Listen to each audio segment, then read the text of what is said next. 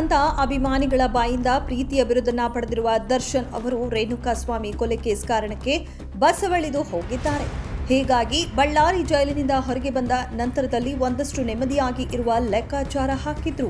ಆದ್ರೆ D boss Darshan ಅವರಿಗೆ ಮತ್ತೆ ಶುರುವಾಯಿತು ಟೆನ್ಷನ್. ದರ್ಶನ್ ಅವರು ಜಾಮೀನು ಪಡೆದ ವಿಚಾರವನ್ನ ಚಾಲೆಂಜ್ ಆಗಿ ತೆಗೆದುಕೊಂಡ ಬೆಂಗಳೂರು ಪೊಲೀಸರು ದರ್ಶನ್ ಅವರ ವಿರುದ್ಧ ಸುಪ್ರೀಂ ಕೋರ್ಟ್ ಮೊರೆ ಹೋಗಿದ್ರು. ಆದರೆ ಸುಪ್ರೀಂ ಕೋರ್ಟ್ ಕೂಡ ಬೆಂಗಳೂರು ಪೊಲೀಸರ ಮನವಿ ತಿರಸ್ಕರಿಸಿ ದರ್ಶನ್ ಅವರಿಗೆ ಬಿಗ್ ರಿಲೀಫ್ ನೀಡಿತು. ಹೇಗಿದ್ದಾಗಲೇ ಡಿ ಬಾಸ್ ದರ್ಶನ್ ಅವರಿಗೆ ಮತ್ತೆ ಶುರುವಾಯಿತು ಟೆನ್ಷನ್.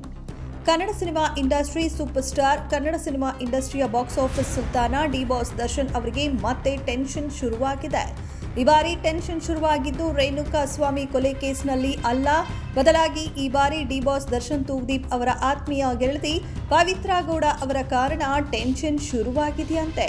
ಪವಿತ್ರಾ ಗೌಡ ಮತ್ತು ಡಿ ಬಾಸ್ ದರ್ಶನ್ ಅವರ ಆತ್ಮೀಯ ಗೆಳೆತನ ದೂರವಾಗಿದೆ ಅಂತಾನೆ ಎಲ್ಲರೂ ಅಂದುಕೊಂಡಿದ್ರು.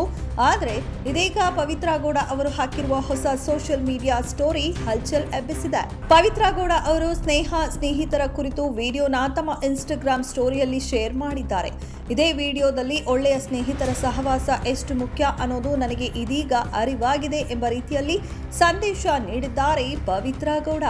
ಹೀಗೆ ಪವಿತ್ರಾ ಗೌಡ ಅವರ ಪೋಸ್ಟ್ ವೈರಲ್ ಆಗುತ್ತಿದ್ದಂತೆ ದೊಡ್ಡ ಹಲ್ಚಲ್ ಎದ್ದಿದೆ.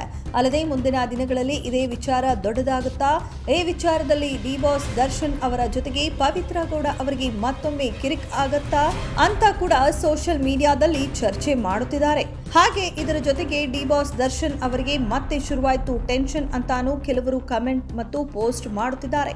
ಒಟ್ನಲ್ಲಿ ಇದೆಲ್ಲ ಏನೇ ಇರಲಿ, ಆದಷ್ಟು ಬೇಗನೆ ಡಿ ಬಾಸ್ ದರ್ಶನ್ ಅವರ ಹೊಸ ಸಿನಿಮಾ ರಿಲೀಸ್ ಆಗಲಿ ಅಂತ ಮತ್ತೆ ಕೆಲವರು ರಿಕ್ವೆಸ್ಟ್ ಮಾಡುತ್ತಿದ್ದಾರೆ.